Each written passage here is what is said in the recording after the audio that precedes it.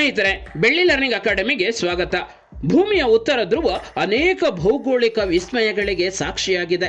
ಉತ್ತರ ಧ್ರುವ ಆರ್ಕಟಿಕ್ ಮಹಾಸಾಗರದ ಮಧ್ಯಭಾಗದಲ್ಲಿ ನಿರಂತರವಾಗಿ ಚಲಿಸುವ ಸಮುದ್ರದ ಮಂಜುಗಡ್ಡೆಯಿಂದ ಆವೃತವಾಗಿರುವ ನೀರಿನ ನಡುವೆ ಇದೆ. ಉತ್ತರ ಧ್ರುವದಲ್ಲಿ ಸಾಮಾನ್ಯವಾಗಿ ಉಷ್ಣಾಂಶ ಕಡಿಮೆ ಇದ್ದು ಚಳಿಗಾಲದಲ್ಲಿ -40°C ಕಡಿಮೆ ಇರುತ್ತದೆ. ಆದ್ದರಿಂದ ನೀರು ಮಂಜುಗಡ್ಡೆಯ ರೂಪದಲ್ಲಿದೆ.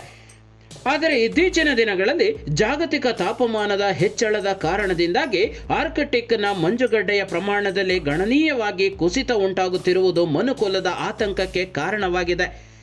ಇಡೀ ಭೂಮಂಡಲಕ್ಕೆ ಏರ್ ಕೂಲರ್ಗಳಂತಿರುವ ಈ ಉತ್ತರ ಧ್ರುವವೇನಾದರೂ ತನ್ನ ಮೂಲ ಸ್ವರೂಪವನ್ನು ಕಳೆದುಕೊಂಡಿದ್ದೇ ಆದರೆ ಈ ಭೂಮಿಯ ಉಷ್ಣಾಂಶ ಮತ್ತೆ ಗಣನೀಯ ಪ್ರಮಾಣದಲ್ಲಿ ಹೆಚ್ಚಾಗುತ್ತದೆ. ಇದರಿಂದ ಇಡೀ ಜೀವ ಸಂಕುಲವೇ ಸಂಕಷ್ಟವನ್ನೆದುರಿಸಬೇಕಾಗುತ್ತದೆ. ಅದೇನೇ ಇರಲಿ, ಈ ಉತ್ತರ ಧ್ರುವದಲ್ಲಿ ನಡೆಯುವ ಕೆಲವೊಂದು ಪ್ರಾಕೃತಿಕ ಘಟನೆಗಳು ನಮ್ಮ ಕಣ್ಣಿಗೆ ಹಬ್ಬವನ್ನುಂಟು ಮಾಡುತ್ತವೆ.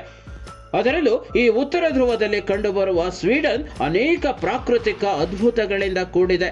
ಸ್ವೀಡನ್ನಲ್ಲುಂಟಾಗುವ ಅರೋರಾ ಬೋರಿಯಾಲಿಸ್ಗಳನ್ನಂತೂ ನೋಡಲೆರಡು ಕಣ್ಣುಗಳು ಸಾಲದು. ಹಾಗಾದರೆ ಈ ಸ್ವೀಡನ್ ದೇಶದ ವೈಶಿಷ್ಟ್ಯಗಳೇನು, ಅರೋರಾ ಬೋರಿಯಾಲಿಸ್ಗಳೆಂದರೇನು ಮತ್ತು ಅವುಗಳು ಹೇಗೆ ರೂಪುಗೊಳ್ಳುತ್ತವೆ ಎಂಬುದನ್ನು ಇಂದಿನ ಸಂಚಿಕೆಯಲ್ಲಿ ನೋಡೋಣ ಬನ್ನಿ. ಅದಕ್ಕೂ ಮೊದಲು ಇಂತಹ ಇನ್ನಷ್ಟು ವಿಷಯಗಳನ್ನು ತಿಳಿದುಕೊಳ್ಳೋದಕ್ಕೆ ನೀವಿನ್ನು ನಮ್ಮ ಚಾನಲ್ಗೆ ಸಬ್ಸ್ಕ್ರೈಬ್ ಆಗದಿದ್ದರೆ ಈ ಕೂಡಲೇ ಸಬ್ಸ್ಕ್ರೈಬ್ ಮಾಡಿ. ಹೊಸ ವಿಷಯಗಳ ನೋಟಿಫಿಕೇಶನ್ಗಾಗಿ ಬೆಲ್ ಬಟನ್ ಕ್ಲಿಕ್ ಮಾಡಿ. ಈ ಸ್ವೀಡನ್ ಸ್ಕ್ಯಾಂಡಿನೇವಿಯನ್ ಪೆನಿನ್ಸುಲಾದ ಉತ್ತರ ಯುರೋಪಿನಲ್ಲಿರುವ ದೇಶವಾಗಿದ್ದು ಪಶ್ಚಿಮಕ್ಕೆ ನಾರ್ವೆಯೊಂದಿಗೆ ಗಡಿಯನ್ನು ಹಂಚಿಕೊಂಡಿದೆ. ಈಶಾನ್ಯದಲ್ಲಿ ಫಿನ್ಲೆಂಡ್ನೊಂದಿಗೆ ಗಡಿ ಹಂಚಿಕೊಂಡಿದ್ದರೆ ದಕ್ಷಿಣ ಮತ್ತು ಪೂರ್ವದಲ್ಲಿ ಬಾಲ್ಟಿಕ್ ಸಮುದ್ರ ಮತ್ತು ಬೋತ್ನಿಯಾ ಕೊಲ್ಲಿ ಇದೆ. ಸ್ವೀಡನ್ 4,50,295 ಚದರ ಕಿಲೋಮೀಟರ್ಗಳಷ್ಟು ವಿಸ್ತೀರ್ಣವನ್ನು ಹೊಂದಿದ್ದು ಯುರೋಪ್ನಲ್ಲಿ 5ನೇ ದೊಡ್ಡ ದೇಶವಾಗಿದೆ. ಈ ಸ್ವೀಡನ್ನ ರಾಜಧಾನಿ ಸ್ಟಾಕ್ಹೋಮ್. ಇನ್ನು ಈ ಸ್ವೀಡನ್ ಹಲವಾರು ಭೌಗೋಳಿಕ ಅಚ್ಚರಿಗಳನ್ನೊಳಗೊಂಡಿದೆ. ನಾರ್ವೆಗೆ ಸಮೀಪದಲ್ಲಿ ಉತ್ತರ ಧ್ರುವದಲ್ಲೇ ಈ ದೇಶ ನೆಲೆಗೊಂಡಿರುವುದರಿಂದ ನಾರ್ವೆ ರೀತಿಯಲ್ಲೇ ಕೆಲವೊಂದು ನೈಸರ್ಗಿಕ ವಿದ್ಯಮಾನಗಳನ್ನು ಸ್ವೀಡನ್ನಲ್ಲಿಯೂ ಸಹ ನೋಡಬಹುದು.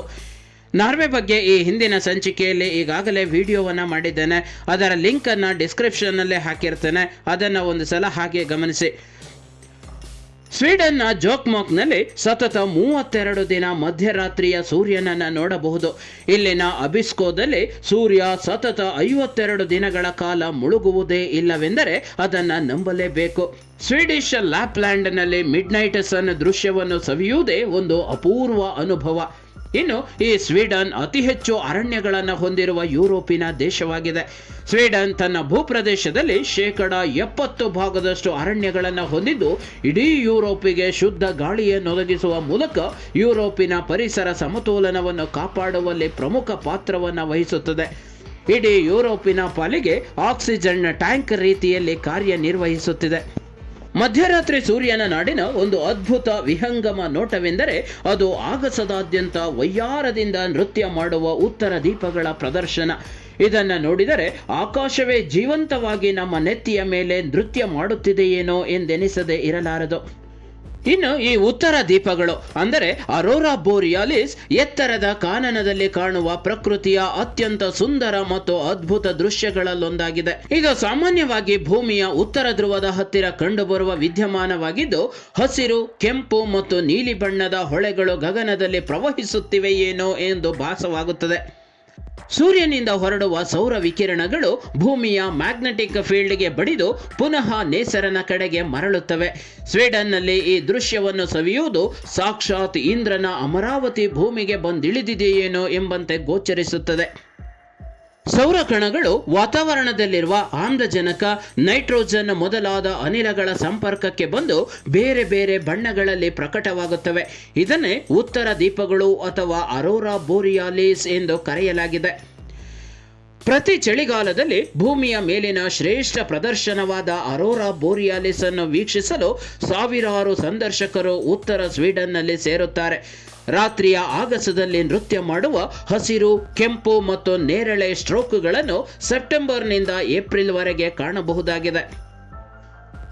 ರಾತ್ರಿಯ ಆಗಸದಾದ್ಯಂತ ಕಾಣಿಸಿಕೊಳ್ಳುವ ಈ ರೋಮಾಂಚಕ ಬಣ್ಣಗಳು ಹಾವು ಪುಂಗಿಯ ನಾದಕ್ಕೆ ಚಲಿಸುವಂತೆ ಸುತ್ತಲೂ ನೃತ್ಯ ಮಾಡುವುದನ್ನು ನೋಡುವುದು ಅದೊಂದು ಅದ್ಭುತ ಮಾಂತ್ರಿಕ ದೃಶ್ಯವಾಗಿದೆ. ಇದು ಗೆಳೆಯರೆ ಸೌಂದರ್ಯದಲ್ಲಿ ನಾರ್ವೆಯನ್ನು ಮೀರಿಸಿದ ಸ್ವೀಡನ್ ದೇಶದ ಬಗೆಗಿನ ಒಂದಷ್ಟು ಸಂಕ್ಷಿಪ್ತ ಮಾಹಿತಿ. ಈ ವಿಡಿಯೋ ನಿಮಗೆ ಇಷ್ಟವಾಗಿದ್ರೆ ಲೈಕ್ ಮಾಡಿ, ಶೇರ್ ಮಾಡಿ, ನಿಮ್ಮ ಅನಿಸಿಕೆಗಳನ್ನು ಕಮೆಂಟ್ಸ್ ಮೂಲಕ ತಿಳಿಸಿ.